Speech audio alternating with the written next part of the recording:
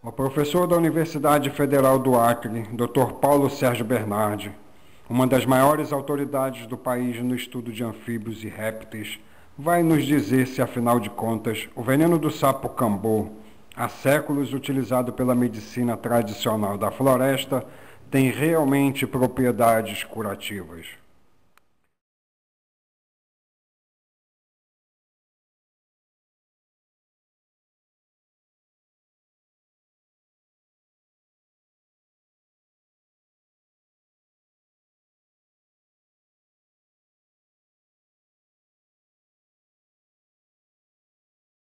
Pois o cambô é um xodó nosso daqui do Acre, do Peru, né, do oeste da Amazônia, onde alguns indígenas, especialmente da linguagem pano, né, os catuquinas, caxinauá e outros, há séculos fazem a tradicional vacina do sapo, né, ou o cambô, né, onde aqui, ó, ontem, por coincidência, eu tomei, né, já é a 10ª vez acho que eu estou tomando, né, é feita uma pequena queimadura na pele, né, com cipózinho chamado titica.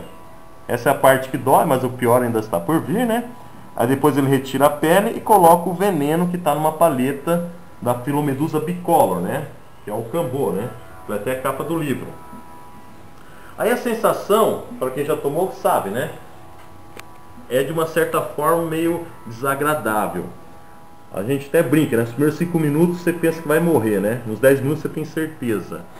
Você sente ataque cardíaco, o coração aumenta o batimento, a pressão sanguínea, você sente aquele calor, você sente que você está ficando inchado, aí vem aquele nó no estômago, e aí muitas vezes a pessoa vomita, né? E até outros também tem uma diarreia instantânea, o cara procura ir no banheiro, né? Comigo nunca aconteceu, ainda bem, só um vômito tradicional, né? Aí passa os 20 minutos, tal, limpa tudo, né? O que você sente depois, durante algumas semanas? Você sente mais disposto, né? Então, empiricamente, não se sabe cientificamente o que de bem traz a aplicação bruta do cambô em uma pessoa do seu veneno. Não sabemos cientificamente, tá? Mas assim, as pessoas falam, que no meu caso também, sinto uma melhoria, uma disposição, tá? De alguma forma deve fortalecer o sistema imunológico e também deve ter alguma propriedade antidepressiva. Agora, em estudos já publicados em experimentos in vitro significa não foi feito dentro de um corpo do animal, tá? Em meios de cultura de células humanas, viram que alguns peptídeos, que são moléculas que foram isoladas do veneno do cambô, alguns apresentaram propriedades antibióticas contra a Pseudomonas aeruginosa, que é uma bactéria muito envolvida em casos de infecção hospitalar, né? A infecção hospitalar é um problema nos hospitais do nosso país hoje, né? Também tem contra a malária, a leishmaniose e a doença de Chagas. Doença de Chagas, nós temos cerca de 5 milhões de pessoas com doença de Chagas hoje no Brasil. Não existe um remédio que cura a doença, existem remédios que prolongam a vida do chagásico, né? Então, existe um potencial imenso para ser explorado para curas de doenças no veneno do cambô, como também de outros anfíbios, tá? Assim como o veneno da cobra. O da jararaca, na década de 60, foi isolado o captopril, que é um dos antihipertensivos mais utilizados no Brasil, tá? Como o senhor vê a tradição indígena, né, que eles usam o sapo, a vacina do sapo, para curar o panema, né, que eles chamam. Isso. Quais são as informações que o senhor tem nessa área?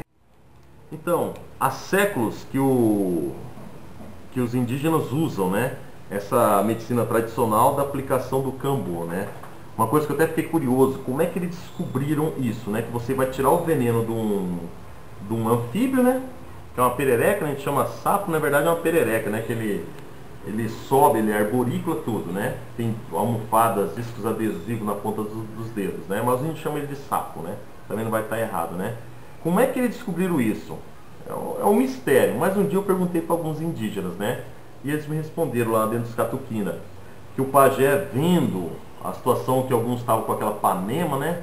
Aquela, vamos dizer assim, preguiça ou azar, né? Existem diferentes denominações para esse nome panema, tá? Até hoje não sei bem qual que é o certo, né?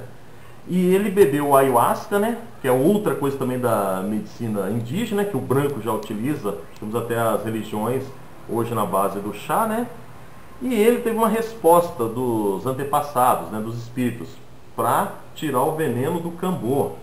Aí me disse isso. Aí me leva para outro mistério agora, tá? Como é que os indígenas, há séculos antes de descobrir o propriedade do cambô, descobriram que se misturar a folha da chacrona junto com o cipó mariri, iria produzir uma substância com propriedades também, que já foi comprovado cientificamente, né, que também pode trazer algum benefício para a saúde, né?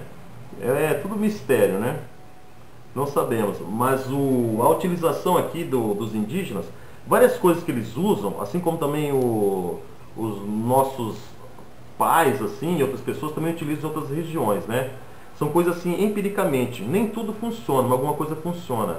Aí que está a importância do elo entre o saber chamado tradicional com o científico, né? Descobrir o que realmente funciona, né? Aí seria interessante você isolar o medicamento preciso, para a pessoa não passar para aquela agonia, aquela coisa horrível, né? Que você mesmo, se você pensar muito, você não vai lá tomar o cambô não, né? Eu já tomei umas 10 vezes, você vai ficar 3 dias pensando, você fica com medo, tem que resolver, amanhã eu vou tomar, né? Aí você fica em jejum e vai lá. Se você pensar muito, você desiste, né? Porque é terrível a sensação, né? Aí eles poderiam isolar os medicamentos, né? Produzir em escala industrial, para as pessoas poderem utilizar, né? Feito todos os testes, para que serve e tudo mais, né? E ao mesmo tempo respeitar os direitos de patente que os indígenas merecem, né? Eles também terem uma participação dos royalties, né, do lucro. Isso seria respeitar o saber tradicional, senão iria tornar-se o quê? Biopirataria, que é um risco que os povos tradicionais correm, tá?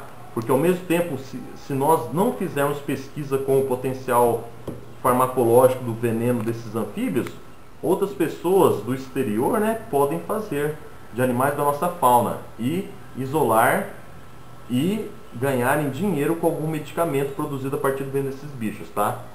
E outra coisa também que acontece, também de uma certa forma ilegal, é a venda do veneno do cambô daqui do Acre, né? Algumas pessoas vêm de fora do estado, compram por um preço baixo dos indígenas, tá? E de outras pessoas, levam o veneno em palheta para aplicar nas grandes capitais. E aqui nós podemos ter o cambô de graça ou pagar uns 20 reais, né? E lá eles podem pagar até 800 reais ou mais do que isso pela aplicação. Isso é comércio ilegal de produto oriundo da fauna silvestre, né? É crime previsto em lei, né?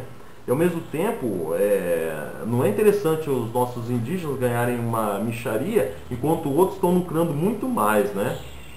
Tá, professor, mas então, pelo que o senhor falou, existe um profundo conhecimento dos indígenas sobre o cambô, porque é preciso ter esse conhecimento para separar essa substância.